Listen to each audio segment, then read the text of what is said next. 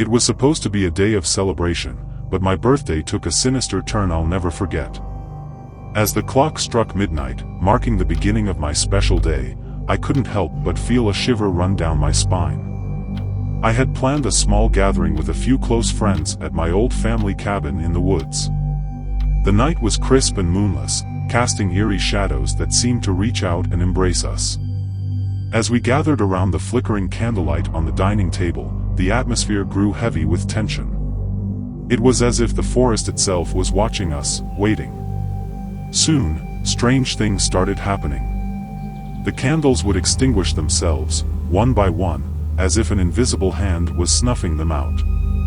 My friends laughed it off at first, blaming the draft. But then came the whispers, a soft, chilling murmur that seemed to emanate from the very walls of the cabin. I couldn't make out the words, but it felt like 1,000 voices, all speaking in unison, and it sent shivers down my spine. The temperature plummeted, and a bone-chilling coldness settled in the room. I could see my breath misting in the air, and my heart raced. Suddenly, the antique mirror on the wall cracked, its jagged lines distorting our reflections into grotesque, nightmarish shapes. Panic washed over us as we tried to leave, but the front door was jammed shut. In the dim light, I caught a glimpse of a shadowy figure in the corner of the room. Its eyes glowed with an otherworldly malevolence, and a wicked grin spread across its face. I tried to scream, but my voice betrayed me, trapped in a silent scream of terror. One by one, my friends vanished, their terrified faces etched into my memory. The whispers grew louder, filling the room with a cacophony of despair. I felt a cold, bony hand on my shoulder, and I turned to see the shadowy figure looming over me, its hollow eyes staring into my soul. That night, the cabin in the woods became a tomb for my friends and a prison for me. As the first rays of dawn broke through the trees, the figure retreated into the darkness, leaving me alone and haunted by the horrors of my birthday. It was a celebration turned nightmare, a day that would forever be etched in my memory as the day I came face to face with the unknown, a day when the forest itself seemed to come alive with malevolence, and a day I would never forget.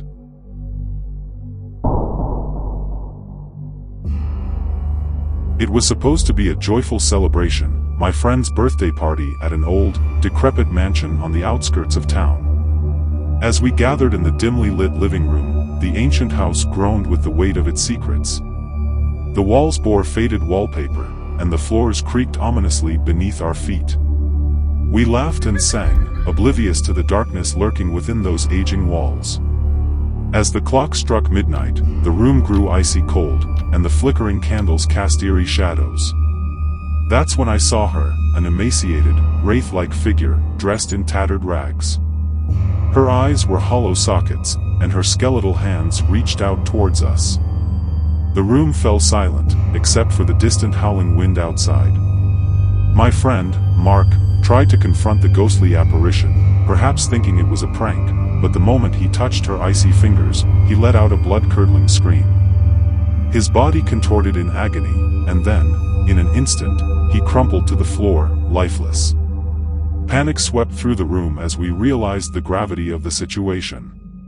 The ghostly woman's mournful wails filled the air, and she advanced towards us with a malevolent aura. Her eyes locked onto Sarah, another friend, and she screamed, "It's your fault," before lunging at her. We scattered, searching for an escape, but the mansion seemed to conspire against us, leading us into labyrinthine corridors that twisted and turned. We were trapped, and the ghost was relentless in her pursuit. With each passing moment, more of our friends fell victim to her wrath. Finally, as we reached a dead end in the attic, our numbers dwindled. Fear gripped us as we huddled together. The ghostly woman stood before us, her presence suffocating. Sarah, trembling with terror, whispered, "I'm sorry," tears streaming down her face. The ghostly woman's expression softened for a moment, and then, with a mournful sigh, she dissipated into a mist that slowly faded away. We were left in stunned silence, the only sound the wind outside. My friend's birthday had turned into a night of unimaginable horror, leaving us scarred by the memory of the vengeful spirit that had claimed the lives of our friends. We would never forget the skinny, old woman who had haunted that cursed mansion, and the darkness that had forever tainted our souls.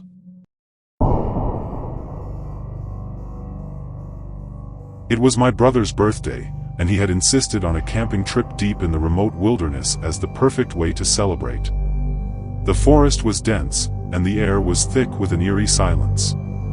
A group of us had gathered around the campfire, roasting marshmallows and sharing stories. Little did we know, this birthday would become a nightmare we could never forget. As the night wore on, my brother's best friend, Jake, began to exhibit strange behavior. His eyes took on a wild, frenzied look, and his laughter became increasingly unsettling. He approached us with an unsettling grin, revealing sharp, pointed teeth. "Who's up for a game of hide and seek?" he said in a low, sinister tone. Something was terribly wrong with Jake, and a chill ran down my spine. Before we could react, Jake lunged at one of our friends, sinking his teeth into their arm. Blood sprayed, and screams filled the night. Panic erupted as we scattered in every direction, desperate to escape the deranged cannibal who had once been our friend. As we fled through the dark woods, terror fueled our every step. We could hear Jake's maniacal laughter echoing through the trees, getting closer and closer.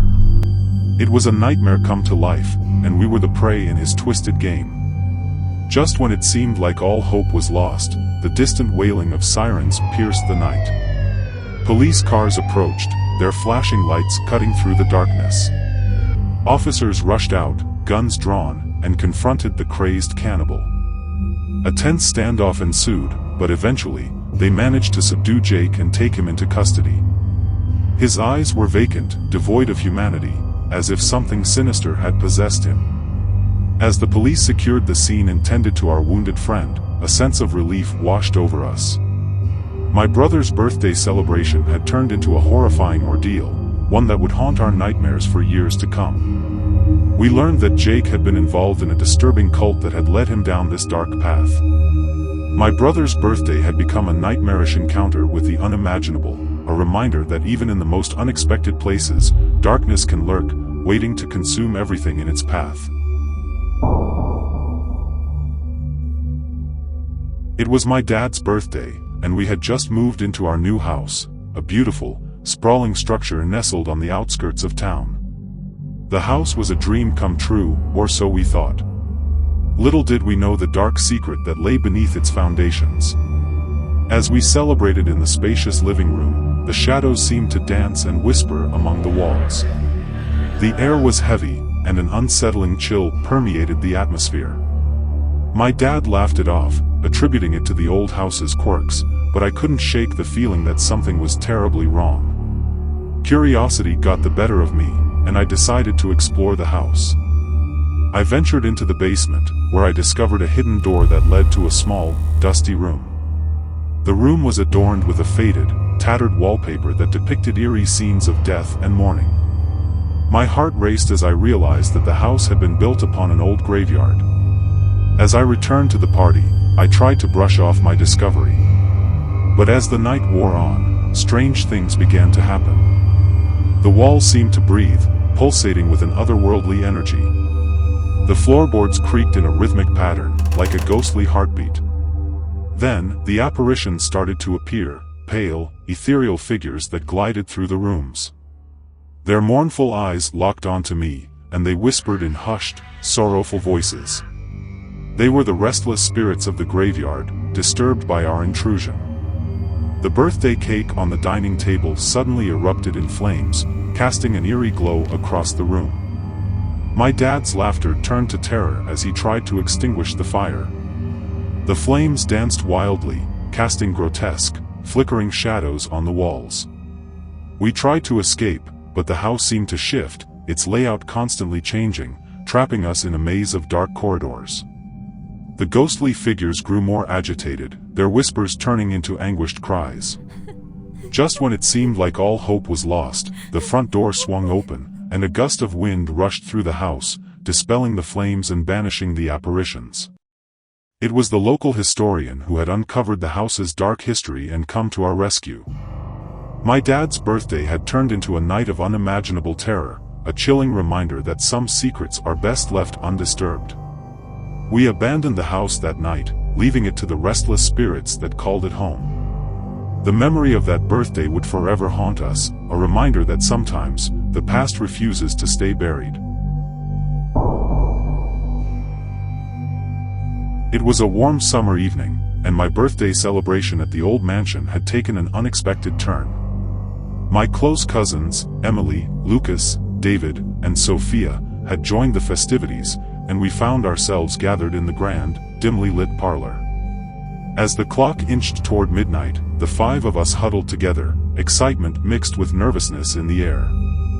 The mansion's dusty history was laden with ghostly rumors, and we had decided to test our courage by attempting to summon the spirits said to haunt its halls. With trembling hands, we formed a circle and began chanting an incantation we had found in an ancient book. The candles on the oak table flickered wildly, casting eerie, wavering shadows on the walls.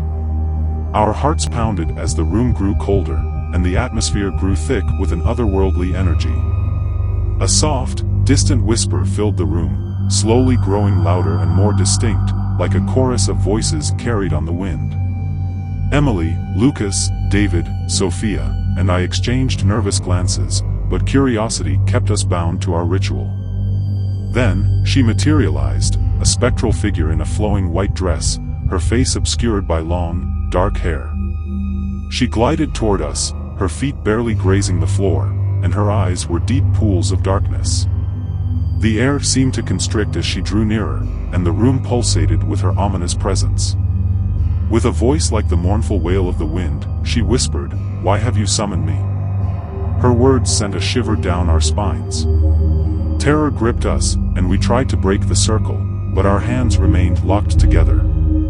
The ghostly figure continued her approach, her chilling breath grazing our faces. Just as it seemed our fate was sealed, the first hints of dawn crept through the windows. The apparition let out a piercing scream and retreated, dissolving into the morning light. My birthday gathering had taken a horrifying turn, and we were left shaken and unnerved. We never spoke of that night again, but the memory of our encounter with the supernatural would forever bind Emily, Lucas, David, Sophia, and me, a chilling reminder of the eerie mysteries that lurked in the mansion's dark history. Thanks for watching. If you enjoyed this video, please give it a thumbs up and consider subscribing to our channel for more content like this.